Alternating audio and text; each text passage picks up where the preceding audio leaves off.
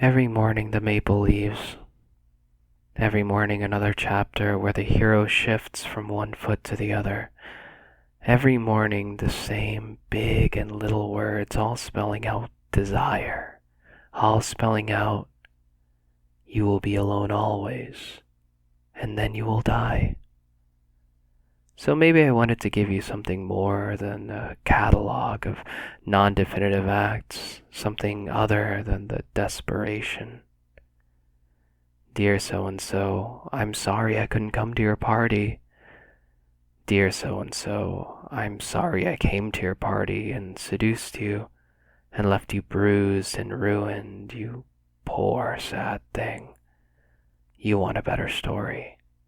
Who wouldn't? A forest, then. Beautiful trees. And a lady singing, love on the water, love underwater, love, love, and so on. What a sweet lady. Sing, lady, sing. Of course, she wakes the dragon. Love always wakes the dragon, and suddenly, flames everywhere. I can tell already you think I'm the dragon. That would be so like me. But I'm not.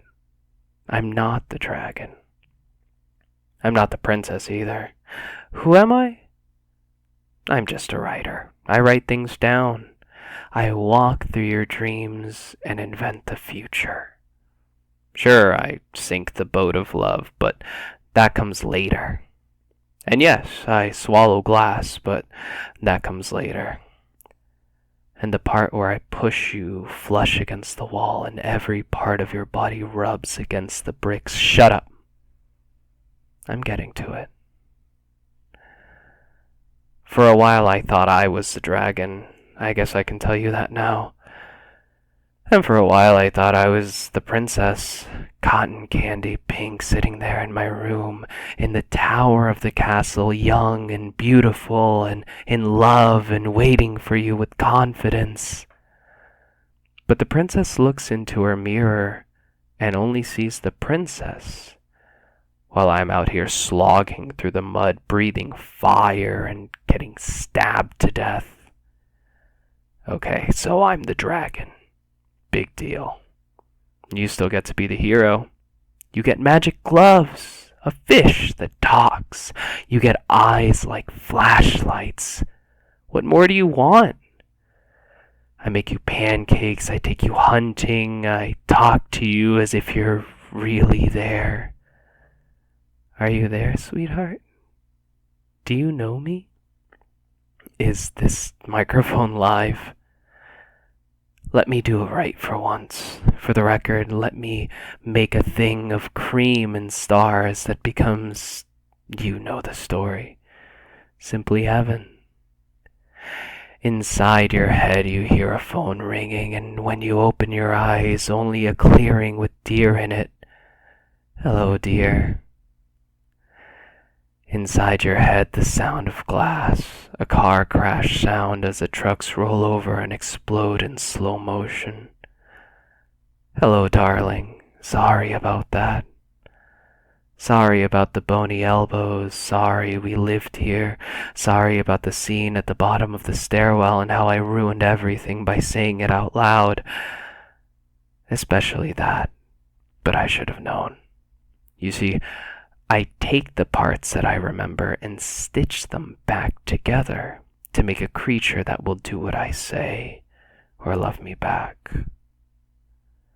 I'm not really sure why I do it, but in this version you are not feeding yourself to a bad man against a black sky prickled with small lights. I take it back. The wooden halls like caskets, these terms from the lower depths. I take them back. Here is the repeated image of the lover destroyed, crossed out. Clumsy hands in a dark room, crossed out. There is something underneath the floorboards, crossed out. And here is the tabernacle, reconstructed. Here is the part where everyone was happy all the time and we were all forgiven. even though we didn't deserve it. Inside your head, you hear a phone ringing, and when you open your eyes, you're washing up in a stranger's bathroom, standing by the window in a yellow towel, only 20 minutes away from the dirtiest thing you know. All the rooms of the castle except this one, says someone, and suddenly darkness. Suddenly only darkness. In the living room, in the broken yard, in the back of the car as the lights go by. In the airport, bathrooms gurgle and flush, bathed in a pharmacy of unnatural light. My hands looking weird, my face weird, my feet too far away. And then the airplane, the window seat over the wing with a view of the wing and a little foil bag of peanuts. I arrived in the city and you met me at the station, smiling in a way that made me frightened. Down the alley, around the arcade, up the stairs of the building, to the little room with the broken faucets, your drawings, all your things. I looked out the window and said, "This doesn't look that much different from home." Because it didn't. But then I noticed the black sky and all those lights. We walked through the house to the elevated train, all these buildings, all that glass and the shiny, beautiful, mechanical wind. We were inside the train car when I started to cry. You were crying too, smiling and crying in a way that made me even more hysterical. You said I could have anything I wanted, but I just couldn't say it out loud. Actually, you said, "Love for you is larger than the usual romantic love. It's like a religion. It's terrifying. No one will ever want to sleep with you." Okay. If you're so great, you do it. Here's the pencil. Make it work. If the window is on your right, you are in your own bed. If the window is over your heart and it is painted shut, then we are breathing river water. Build me a city and call it Jerusalem. Build me another and call it Jerusalem. We have come back from Jerusalem where we found not what we sought. So do it over. Give me another version. A different room, another hallway, the kitchen painted over and over, another bowl of soup. The entire history of human desire takes about 70 minutes to tell. Unfortunately, we don't have that kind of time. Forget the dragon. Leave the gun on the table. This has nothing to do with happiness. Let's jump ahead to the moment of epiphany. In gold light, as the camera pans to where the action is, lakeside and backlit, and it all falls into frame close enough to see the blue rings of my eyes as I say something ugly. I never liked that ending either.